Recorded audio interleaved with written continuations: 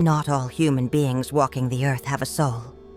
There are various spiritual traditions, both ancient and modern, that support this idea, one that is, admittedly, unsettling. A portion of the population consists of human-like organisms with no connection to the divine spark, beings that imitate human form but operate by programmed patterns, empty of higher consciousness. Some refer to them as organic cyborgs. Others claim they are ordinary humans whose consciousness has regressed to an animalistic state due to complete surrender to ego, power, and violence. Although the names and definitions may vary, the descriptions of these beings are always the same. These accounts point to the same phenomenon. The Pistis Sophia speaks of humans without inner light. Christianity calls them the tares among the wheat. In Hinduism, they are the Asura, those who chose to turn away from spiritual evolution and gave in to lower emotions like rage. In psychology, they appear under labels such as extreme narcissists or sociopaths. In certain ufology circles, they are linked to the reptilians, cold, strategic entities disconnected from empathy and love. Some even describe them as the result of ancient genetic engineering by advanced civilizations like the Anunnaki. All these profiles converge on the same kind of being, one whose presence among us is not guided by consciousness, but by a cold, predatory mode of existence. You may choose how you wish to define them, but their presence among us is undeniable. And this is where the role of the Chosen Ones becomes even more crucial. These beings, whom we will simply define as soulless, are not just present. They come close, infiltrate, and act to sabotage those who came with a higher mission. They drain energy, divert paths, and sow confusion wherever light is rising. If at any point in your journey you felt surrounded by forces that drained you, confused you, or made you doubt yourself, you need to watch this video until the end, because identifying these beings is one of the most important keys to protecting your mission and expanding your consciousness. The signs that reveal the presence of these beings will be presented in ascending order of energetic specificity, from the most common pattern to the most unmistakable behavior that clearly exposes an essence disconnected from the light. Once you recognize all three signs, you'll hardly have any doubts. If you've ever sensed something dark in certain people, something no one else seemed to notice, write in the comments, "I see what is hidden." Sign 1, the multifaceted manipulator. The first sign in the personality of a soulless being that the Chosen Ones must clearly recognize is the trait of acting as a multifaceted manipulator. They don't operate with obvious brutality, but with strategic subtlety. They present themselves as trustworthy, intelligent, and often even appear to be spiritual. These beings master social language and know exactly what to say to appear empathetic and elevated. But behind the charming discourse lies a total absence of alignment with vibrational truth. They don't feel what they say, they only perform. One of their most striking traits is emotional, energetic, and even spiritual manipulation. They learn to use guilt, fear, and doubt as tools of control. In many cases, they do this so skillfully that even the most aware individuals find themselves caught in their webs. Their words move you, but never in a liberating or empowering way, always leading to exhaustion, self-sabotage, or a need to justify yourself. That's because they don't seek connection, they seek domination. Another strong sign is how these beings use spirituality as a facade. They talk about light, healing, and frequency, but they wield this language as a weapon. They pretend to be guides, when in truth they are inverted mirrors. They reflect what looks like light, but vibrate shadow. This energetic dissonance is perceptible to the more sensitive Chosen Ones. It's that inexplicable discomfort in front of someone who seems good, but whose presence drains, confuses, or simply repels you. Their vibration and their words don't match. These multifaceted manipulators are also naturally drawn to environments where truth has been distorted. They are instinctively attracted to spaces filled with gossip, vanity, deceit, and corruption. That's where they feel at home, not out of conscious malice, but because their own frequency guides them there. They are incompatible with authenticity, which is why they feed on dynamics where ego rules. Where there is falseness, they are welcomed. A subtler but devastating detail is their chameleon-like ability. These beings have no fixed identity. They mold their beliefs according to what is convenient at the moment. They are always externally transforming, but never evolving internally. Today they defend one value, tomorrow the opposite, with no ethical conflict. Coherence means nothing to them. Only appearing right matters, never being true. This makes them nearly invisible to those who haven't yet awakened. In relationships, their logic is use and discard. They approach those who can offer something: status, attention, money, sex, emotional energy. But once the utility is gone, they withdraw or begin to sabotage. These connections are never nurtured with truth, only interest. For the chosen one, such a relationship is always toxic and draining. It's common that after the encounter, the person feels tired, insecure, or doubtful of themselves. These effects are clear symptoms of vibrational drainage. On a more subtle level, these beings function like living programs, soulless, with no connection to the higher informational field. They merely repeat patterns. They are predictable in their cycles. They praise, engage, test, and then drain. They live a kind of biological, artificial intelligence, shaped only by survival instinct and power. They don't create, only react. They don't evolve, only adapt. This pattern makes them dangerous precisely because they seem human, but they don't vibrate as such. On a collective level, they act as agents of distortion, hindering the vibrational leap of groups and communities. Wherever there is a chosen one ready to awaken, often one of these beings is nearby, attempting to divert, sabotage, or destabilize. Their role seems to be to confuse, divide, and prevent consciousness from fully manifesting. That's why identifying and protecting yourself from their presence is an act of spiritual clarity. The mission of the chosen ones also involves discerning who is truly vibrating with the light and who merely imitates it. Sign 2. The disturbed aggressor. Unlike the silent manipulator, the disturbed aggressor reveals their essence through brute force. This is the kind of soulless being who cannot keep a mask on for long. When contradicted or exposed, their animalistic nature bursts out like an explosion. They don't negotiate. They don't argue. They attack. For the chosen one, it's easy to recognize them when a disproportionate reaction erupts over something trivial. But what's more dangerous is that often they're able to disguise it until the perfect moment to strike. These beings cannot stand silence. They need noise, distractions, constant movement. Silence confronts them with what they don't want to see, the emptiness within. For the chosen one who cultivates stillness as a source of power, the contrast is clear. In calm environments, the aggressor becomes restless, impatient, sometimes sarcastic or provocative. Their presence in moments of peace is like a stone thrown into a serene lake, always trying to break the harmony. The aggression of these beings is neither rational nor strategic.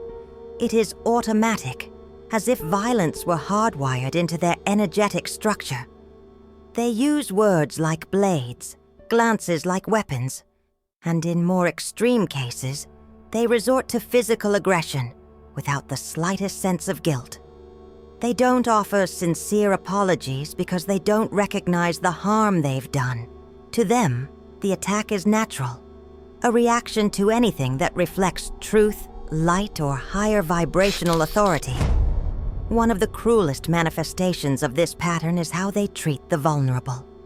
Animals, small children, the elderly, or the suffering. None of this awakens empathy. On the contrary, there's an automatic disdain for all that is simple or fragile. They're the first to kill an insect for fun, to mock someone's pain, to laugh at another's suffering.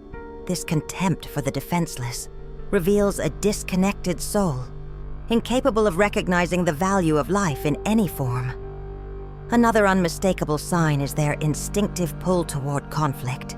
Even in peaceful and cooperative environments, they find reasons to fight. They interpret neutral gestures as threats and often start arguments out of thin air. They live in a constant state of competition for attention, for control, or just to feel like they're winning. They can't stand to see someone at peace for too long. It disturbs them deeply because it reflects everything they cannot access. At a deeper layer, these beings function as stalled consciousnesses. They vibrate in dense ancient patterns, operating by reflex rather than choice. They're incapable of self-reflection because that would require a level of consciousness they simply don't possess. Their identity is formed by reactions. If they're hurt, they attack. If ignored, they invade. If confronted, they lash out. There is no learning, only repetition. And for the chosen one, their presence is toxic and paralyzing. These beings are recurring obstacles in the journey of those who came with a higher mission.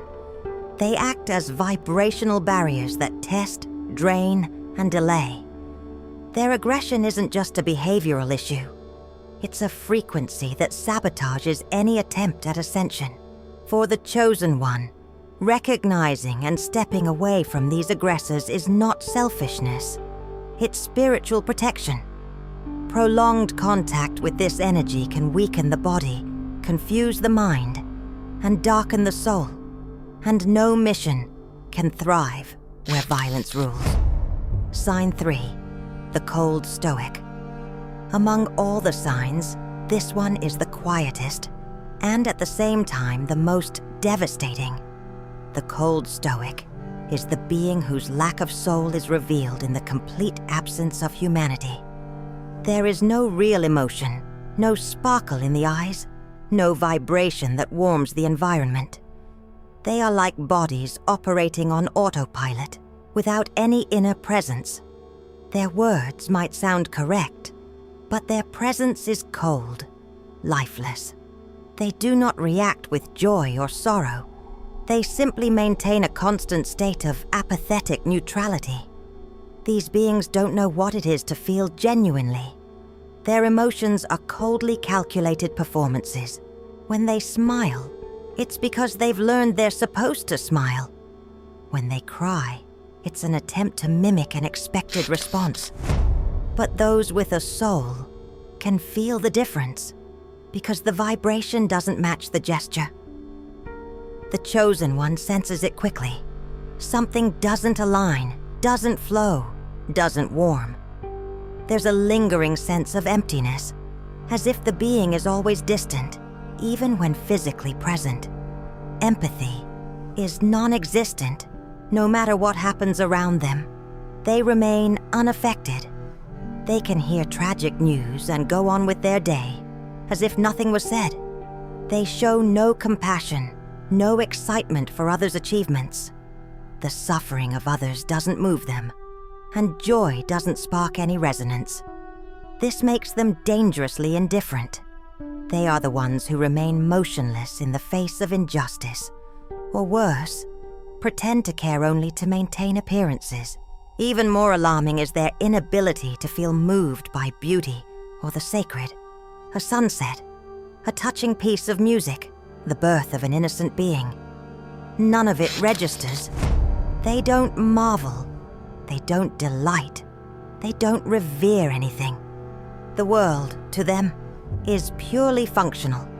There is no poetry, no sensitivity, no magic. For the chosen one whose soul pulses before life's mysteries, this is a striking contrast. And it's often at this point that many awaken to the truth that presence is indeed soulless. Another crucial sign is the total block to introspection. These beings cannot look inward because there is nothing there. They avoid silence, self-awareness, any form of reflection that might generate depth. When asked existential questions, they deflect. When invited to contemplation, they mock. They live on the surface because it's the only place they can exist without collapse. The absence of inner life forces them to remain in distraction at all times. These beings are described as consciousnesses, disconnected from the source. They have no active spiritual path, no ties to divine archetypes.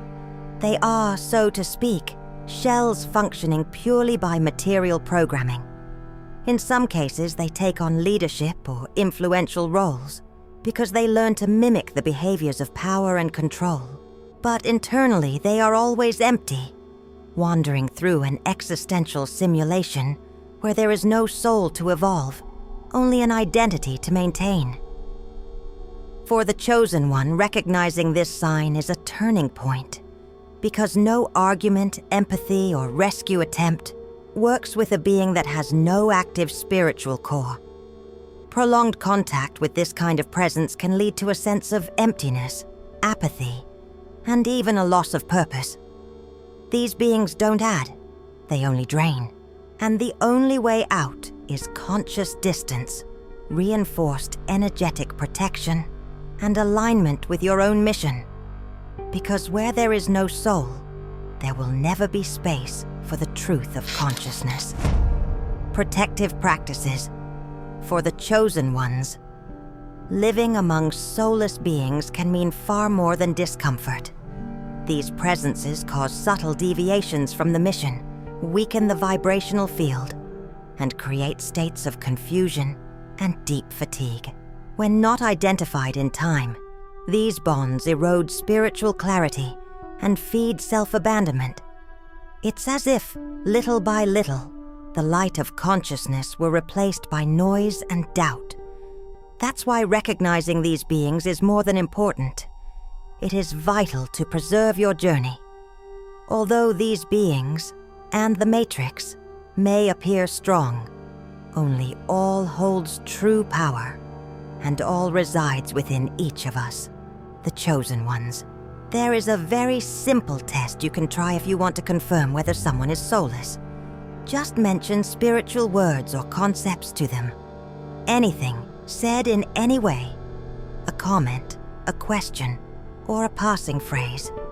Enlightenment, karma and dharma, hermeticism, co-creation, quantum mechanics, loving your neighbor, and so on. And observe their reaction. It's possible they'll respond aggressively, as if you had insulted them, or show discomfort, scrambling to change the subject in desperation. So how can you protect yourself when avoiding these beings isn't possible? The first layer of protection is awareness of your own energy field.